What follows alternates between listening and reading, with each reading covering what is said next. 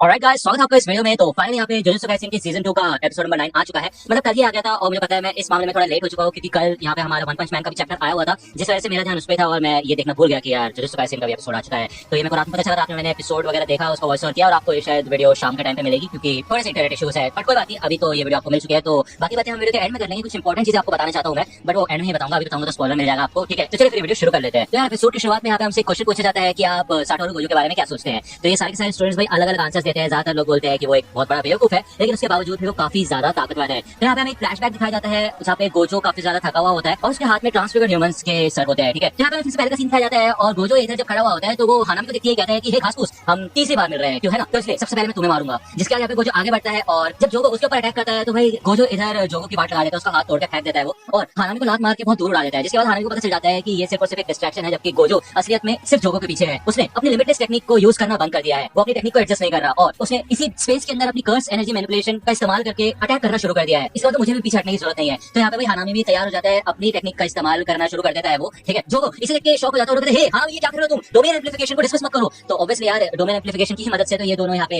Gojo के थोड़ा बहुत नजदीक आ पा रहे थे, लेकिन यहाँ पे हानामी भाई अलग ही सीन कर देता है। इसे देखते साथ गोजो हानामी के ऊपर चढ़ जाता है और कहता है कि मुझे लगता है कि तुम यहीं से वीक हो, है ना। वो यहाँ पे उसकी आंखों वाली जो पूरी की पूरी जड़ होती है वो निकाल के बाहर फेंक देता है भाई, उसकी पॉट लगा देता है वो। और गोजो समझ आ जाता है कि हानामी अपने डोमेन एम्प्लीफिकेशन और इनेट टेक्निक दोनों एक साथ इस्तेमाल नहीं कर सकता। जोगो कहता है कि भाई मैं इतनी देर से थोड़ा बहुत सेफ इसलिए था क्योंकि हम डोमेन एम्प्लीफिकेशन का इस्तेमाल कर रहे थे और ये बंदा सिर्फ नॉर्मल मार्शल आर्ट्स और थोड़ी सी कर्स एनर्जी का इस्तेमाल कर रहा है। जिसका यहाँ पे पीछे से चोसो भी अटैक करता है और यहाँ पे काफी लोगों को भी वो मार देता है, लेकिन फिर भी वो गोजो के बैरियर को तोड़ नहीं पाता। गोजो से देखते साथ समझ जाते हैं कि ये कोई कर्स स्पिरिट नहीं है, जरूर ये डेथ पेंटिंग फॉर्म का कोई इनकारनेशन है। जिसका हानामी और जोगो फिर से आ जाता है गोजो पर अटैक करने के लिए और गोजो ये कहता है कि शायद तुम मेरी टेक्निक को न्यूट्रलाइज करने की कोशिश कर रहे हो अपने डोमेन एम्प्लीफिकेशन से, लेकिन तुम जितनी ज्यादा कोशिश करोगे उतनी ज्यादा स्ट्रॉन्ग मेरे को अपनी टेक्निक को मेंटेन करना पड़ेगा। और इस झाड़ी वाले बंदे में तो इतनी एनर्जी भी नहीं बची है। जिसका गोजो यहाँ पे हानामी की ओर बढ़ने लग जाता है और उसके बैरियर की वजह से यहाँ पे गोजो उसकी वाट लगाना शुरू कर देता है भाई। यहाँ पे भले जोगो उसको धमकी देने की कोशिश करता है कि वो लोगों को जला देगा, लेकिन भाई गोजो उसको टोटली इग्नोर कर देता है और आगे बढ़ के वो हानामी की भाई चिथड़े उड़ा देता है पूरी तरह से, जिसे देख के भाई जोगो की पड़ जाती है। और यहाँ पे हमें फिर से पहले का सीन दिखाया जाता है जहाँ पे गेटो बताता है कि प्रिजन रियम एक तरीके का जीवित बैरियर है और जैसे कि आप जंक्शन के बारे में जानते होंगे वो भी एक तरीके से एक बैरियर टाइप ही है, लेकिन जिंदा। गेटो बताता है कि ऐसी कोई भी चीज नहीं है जिसको प्रिजन रियम के अंदर कैद ना किया जा सके, लेकिन उसके लिए भी कुछ कंडीशंस है। एक बार प्रिजन रियम का गेट ओपन हो जाएगा तो हमें साटोरू गोजो को उसकी सील के रेंज के अंदर रखना होगा जहाँ पे सबसे ज्यादा असर हो। 4 मीटर के दायरे में पूरे के पूरे 1 मिनट के लिए हमें उसे वहाँ पे रखना होगा। जिसके यहाँ पे अपना गेम कंटिन्यू करता है और थोड़ी देर बाद जब जोगो को समझ आता है कि भाई क्या बकवास कर रहा है तो उसको काफी गुस्सा आता है। वो कहता है तुम जला के राख कर दूंगा, क्या तुम क्या चाहते हो कि इतना इंपॉसिबल काम तुम्हारे ऊपर थोप दोगे, खुदा से बैठे रहोगे तुम। तो गेटो कहता है शांत हो जाओ। तो जोगो कहता है तुम्हारा दिमाग खराब है, पूरे 1 मिनट के लिए उस बंदे को एक जगह पे रखना है, ऐसा कैसे करेंगे हम। इसका यहाँ पे फिर से अगले सीन दिखाया जाता है, जोगो ऐसे भागना शुरू कर देता है और वो गोजो के ऊपर भाई काफी सारे लोगों को फेंकना शुरू कर देता है जो कि उसके बैरियर की वजह से उसको छू भी नहीं पाते। यहाँ पे वो चोसो से मदद मांगता है और वो कहता है कि अगर तुमने कुछ नहीं किया तो मैं तुम्हें खुद मार दूंगा जान से। जिसके बाद यहाँ पे चोसो भी गोजो के ऊपर अटैक करने की कोशिश करता है, लेकिन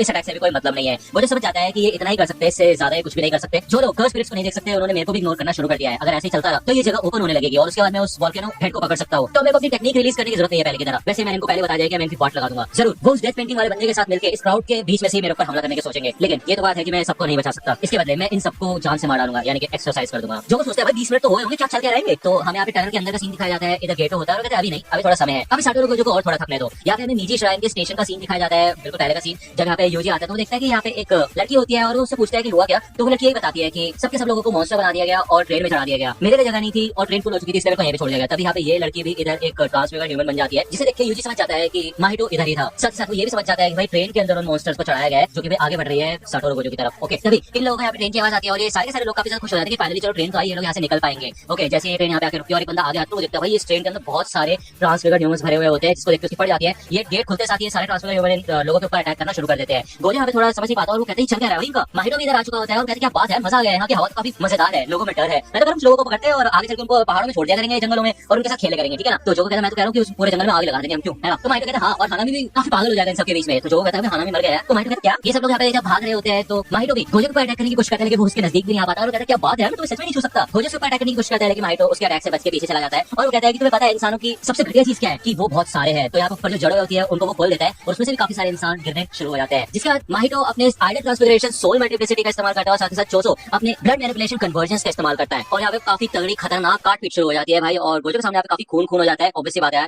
इन सब लोगों को मरता हुआ देख रहा होता है वो। माहितो नहीं कहता है कि भले गोजो यूजी इटाडोरी की तरह नहीं है, गोजो काफी ज्यादा कोल्ड है और वो हमें एक्सरसाइज करने के लिए कुछ लोगों की बलि चढ़ा सकता है, लेकिन जैसे जैसे धीरे धीरे लोगों की संख्या भी बढ़ती रहेगी और साथ ही साथ वो लोग भी मरना शुरू हो जाएंगे तो वो समझ नहीं पाएगा कि कितने लोगों का मरना नॉर्मल चीज है। और वो अपने डोमेन का इस्तेमाल भी नहीं कर सकता क्योंकि वो सैक्रिफाइस करना चाहता है उन लोगों को जिनको कर्स स्पिरिट मारे। वो उन लोगों को सैक्रिफाइस नहीं कर सकता जिनको साटोरू गोजो खुद मारे। इन द सेंस माहितो ये समझ रहा है कि गोजो लोगों को सैक्रिफाइस कर सकता है, लेकिन सिर्फ तब तक जब तक वो खुद उनको ना मारे, ऐसा माहितो सोच रहा होता है। लेकिन यहाँ पे गोजो का भी अलग ही प्लान होता है, वो यहाँ पे अपना डोमेन एक्सपेंशन इन्फिनिट वॉइड को ओपन कर देता है जिसके बाद यहाँ पे भाई इन सब लोगों के होश उड़ जाते हैं, सबके सब लोग पॉज हो जाते हैं। एक तरीके से गोजो ने यहाँ पे दाव लगाया अपने डोमेन एक्सपेंशन को, उसने सिर्फ 1 सेकंड के 2/10 का इस्तेमाल किया और यहाँ पे वो काफी कंटिन्यूअसली बहुत तेजी से इन सारे ट्रांसफर ह्यूमंस को मारना शुरू कर देता है। ये 1 सेकंड के 2/10 की जो लिमिट थी वो साटोरू गोजो ने खुद डिसाइड की थी। उसे ऐसा लगता था कि इतना टाइम तो कम से कम जो नॉन सॉर्सर्स है, आम लोग हैं, वो इन्फिनिट वॉइड में जिंदा रह सकते हैं इससे पहले कि उनकी वाट लगना शुरू हो जाए। वो जो 2/10 ऑफ अ सेकंड का समय था, बहुत छोटा समय है, वो तुम समझने की कोशिश करो। उसमें आधे साल की इन्फॉर्मेशन यहाँ पे जो नॉन सॉर्सर्स है, साथ साथ जो ट्रांसफर ह्यूमंस है, उनके दिमाग में ट्रांसफर की गई, जिस वजह से उनके होश उड़ गए और वो हिल भी नहीं पा रहे थे, एक तरीके से बेहोश टाइप हो गए थे। वो B5F के जो भी सर्वाइवर्स थे वो अपने आम जिंदगी में 2 महीने बाद लौट पाए। यही है इन्फिनिट वॉइड की ताकत, ठीक है ना। इसका मतलब ये भी है कि स्पेशल ग्रेड के जो कर्स प्लेट है वो कभी भी किसी भी समय होश में आ सकते हैं और वो फिर से हमला करना शुरू कर सकते हैं। इससे साटोरू गोजो का जो मेन फोकस था वो था ट्रांसफिगर ह्यूमंस को मारना। अपने डोमेन को डिसेबल करने के बाद जो स्ट्रॉन्गेस्ट सॉर्सर है आज के डेट का, उसने 1000 ट्रांसफिगर ह्यूमंस को मारा जो कि B5F में मौजूद थे, वो भी सिर्फ और सिर्फ 299 सेकंड्स में। और इसके बाद यहाँ पे गोजो सच में काफी ज्यादा थक चुका होता है भाई। और ये सीन था जो हमें शुरुआत में दिखाया गया था एपिसोड के। तभी वो देखते हैं कि उसके सामने एक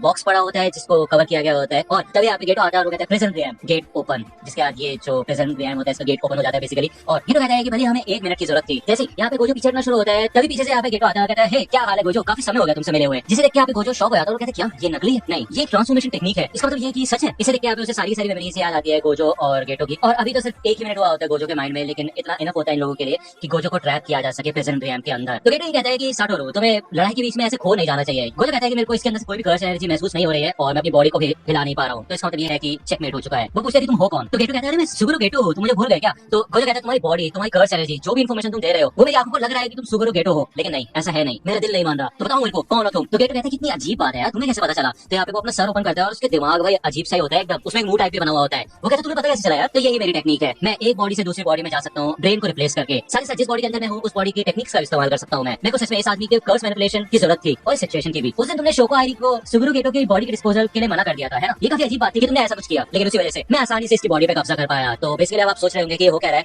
तो गेटो की पहले डेथ हो चुकी थी जैसा कि आपको याद होगा। और बेसिकली केंजाकू है जो कि भाई हजारों सालों से अलग अलग बॉडीज में जिंदा रह के आ रहा है, ठीक है। अब इसने बेसिकली सुगुरु गेटो की बॉडी के ऊपर कब्जा कर लिया है उसका ब्रेन रिप्लेस करके, इसी वजह से ऐसा हो रहा है। केंजाकू ये कहता है कि मैं तुम्हारी सील को ओपन कर दूंगा मेरे ख्याल से 100 या फिर शायद 1000 सालों में। वो कह रहा है तुम कुछ ज्यादा ताकतवर हो और तुम मेरे प्लान में अपनी टांग अड़ा सकते हो। तो ये कहता है कि क्या तुम भूल गए हो कि इससे पहले वाली जो बॉडी थी उसकी वाट किसने लगाई थी? तो केंजाकू कहता है यूटा ओगोत्सु, है ना। उस बच्चे से मेरे को इतनी दिक्कत नहीं है जितना तुमसे है। उसने तो अपने लवर के साथ एक पैक्ट बनाया था जो कि उसको प्रोटेक्ट करती थी और उससे ज्यादा कुछ भी नहीं। तो सो जाओ साटोरू गोजो, हम मिलेंगे किसी और दुनिया में। जिसके बाद यहाँ पे भाई दूसरी ओर यूजी होता है और उसके कान में मेकामारू का एक रोबोट टाइप आके अटैच होता है और वो उसे बताता है कि तुम्हें मेरी आवाज सुनाई दे रही है यूजी इटाटोरी, अब हमारे पास बिल्कुल भी समय नहीं है, एक बार में समझ जाओ कि साटोरू गोजो को सील कर दिया गया है। तो यार ये एपिसोड यहाँ पे खत्म होता है और बेसिकली ये एपिसोड काफी ज्यादा खतरनाक था क्योंकि इसमें गोजो को काफी बुरी तरह से फंसाया गया, उसको पहले थका दिया गया और इनके प्लान के हिसाब से जो भी होना था वो हुआ, ठीक है। केंजाको यहाँ पे एक नया कैरेक्टर है जो कि हमें दिखाया गया, भले वो गेटो की बॉडी में है लेकिन ऐसा है नहीं कि वो गेटो है, ओके ना। कल से काफी लोग मेरे चैनल पे, दोनों ही चैनल्स पे कमेंट कर रहे थे कि यार rip Gojo RIP rest in peace Gojo मर गया फलाना ठिकाना। रिलैक्स रिलैक्स, ठीक है ना। मैंने एपिसोड कवर कर दिया है और मेरे को ऐसा नहीं लगता, सच बताऊं तो, कि यार गोजो मर गया, मैंने मांगा तो नहीं पड़ी है, ओके। बट मेरे को ऐसा नहीं लगता कि ऐसा कुछ है। डोंट वरी, तो चिंता करने वाली बात नहीं है यार। गोजो है यार, वो ये भी तो सोचना तुम उसको इतना हल्के में कैसे ले सकते हो। हाँ भले वो चलो प्रेजेंट रियम के अंदर है लेकिन इसी के साथ साथ ये देखो ना एक टफ कंपटीशन है तो हमें अच्छा खासा फाइट सीन देखने को मिलेगा, ठीक है। यार अगर आप चैनल पे नए हो तो सब्सक्राइब कर लो और अगर आपको वीडियो पसंद आए तो लाइक करना, ठीक है। दोस्तों के साथ शेयर करना। मिलता हूं आपसे अगली वीडियो में, तब तक के लिए गुड बाय। तो दोस्तों आज की वीडियो के लिए सिर्फ इतना ही। आई होप कि आपको ये वीडियो पसंद आई होगी। अगर आपको ये वीडियो पसंद आई हो तो प्लीज लाइक कीजिए, अपने दोस्तों के साथ शेयर कीजिए और मेरे चैनल को सब्सक्राइब करना मत भूलिएगा। और अगर आप मुझे कांटेक्ट करना चाहते हैं तो आप मुझे इंस्टाग्राम पे कांटेक्ट कर सकते हैं, मेरे पेज की लिंक आपको डिस्क्रिप्शन में मिल जाएगी। मिलता हूं आपसे अगले वीडियो में, तब तक के लिए गुड बाय।